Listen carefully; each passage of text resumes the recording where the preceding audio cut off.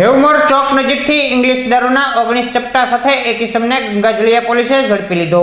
Gangajaliya police મથકનો staff પેટ્રોલિંગમાં હતો તે દરમિયાન હેવમોર ચોક નજીક એક ઇસમ શંકાસ્પદ ઠેલા લઈને ઊભો હતો, જે ઠેલાની તલાશી લેતા ઠેલામાંથી વિદેશી દારૂની 19 બોટલો મળી આવતા કિંમત ₹3230 સાથે શ્રેયાંશ ઉદયભાઈ જોશીને ઝડપી લઈ પ્રોહિબિશનનો ગુનો નોંધી જરૂરી કાર્યવાહી હાથ ધરી હતી।